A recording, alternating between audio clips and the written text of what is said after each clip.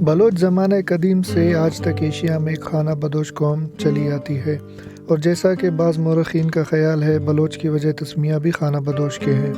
یہ قوم زمانہ قدیم میں عربستان، دجلہ و فرات کی وادیوں اور علب کی مرغزاروں میں ایرانی سرحد کے ساتھ ساتھ آباد تھی، اور ایران میں تبریز سے کوہ البرز کے دامن پر مشہد تک پھیلی ہوئی تھی۔ مال مویشیہ پالنا ان کا پیشہ ہوا کرتا تھا۔ زمانہ قدیم کے بلوچ ایک انگریز مصنف کے قول کے مطابق مضبوط البدن، بہادر، جفا کش تھے۔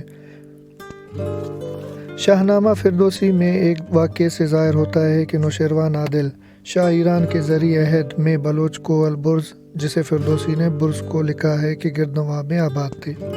ایک مرتبہ ان کی طاقت سے تنگ آ کر ایرانی عاجز نے آ کر نوشیروان کے پاس فریاد کی، اور بقول فردوسی نوشیروان خود ایک جزار سپاہ کے ساتھ بلوچوں کی سرکوبی کے لیے نکلا اور ان پر حملہ کیا، جس میں لاتعداد بلوچ مارے گئے۔ مرد، عورتیں، بچے، بوڑھے، جوان، جو بھی سامنے آیا تلوار کے گھاٹ اترا۔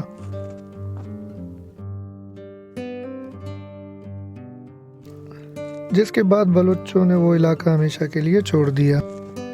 ایرانی سپاہ کے قتل عام سے بلوچوں کے اس قبیلے کے جتنے افراد بچ نکل سکے، انہوں نے اپنے آبائی وطن کو ہمیشہ کے لیے خیرباد کہا، اور سردار میر کمبر کی سرکردگی میں بلوچوں کا یہ طائفہ سیستان، چاغی اور خاران سے ہوتا ہوا ماہراب، سیاگم اور جالوان کے پہاڑوں میں آ کر رکا۔ چونکہ یہ ایک ایسا کوہستانی قبیلہ جس کے افراد کوہ البرز کی وادیوں میں چھوٹے بڑے ہو کر پروان چڑھے تھے، اس لیے جالوان کے پہاڑوں میں پہنچ کر ان کو اپنے آبائی وطن کی ایک جھلک نظر آئی۔ پہاڑوں کے قدرتی قلعوں سے ان کی ڈھارس بندی، اور آہستہ آہستہ وہ سوراب، ماراب، سیاکمب اور کلات کے گردنواح میں آباد ہونا شروع ہوتے ہوئے اور اس علاقے کو اپنا وطن بنا لیا۔ اس زمانے میں کلات اور کلات کے گردنواح میں قدیم ہندو خاندان کی حکومت تھی، جو غالباً دراوڑوں کی زبان بولتے تھے۔ بلوچوں کا یہ کوہستانی قبیلہ جو کوہ البرز سے ہجرت کر کے آیا تھا، یہاں کے دراوڑی زبان بولنے والے باشندوں میں برزکوئی قبیلے کے نام سے مشہور ہو گیا، جو رفتہ رفتہ دراوڑی زبان کے لفظ سے بگڑ کر بروئی یا براوی پڑ گیا۔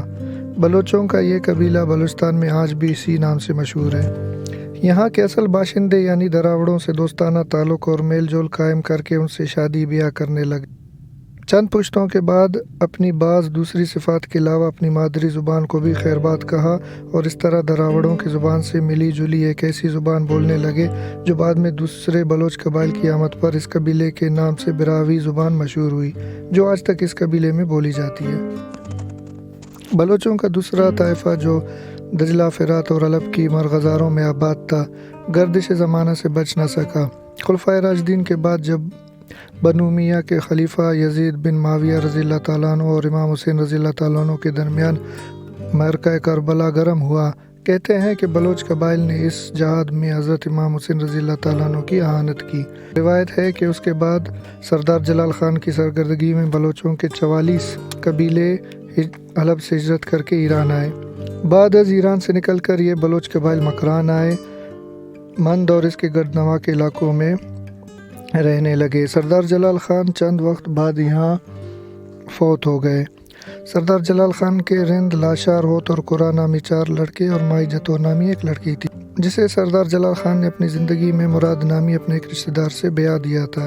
سردار جلال خان کے وفات کے بعد تمام بلوچوں نے مل کر رند کو اپنا سردار منتخب کیا، اور کئی پشتوں تک مکران کی سرحد سے بندر عباس تک، چاغی کے سرحد سے لے کر سیستان تک، اور افغانی اور ایرانی سرحدات سے ساتھ ساتھ ہرات تک بلوچوں کا ایک اور قدیمی طائفہ آباد چلا آتا ہے،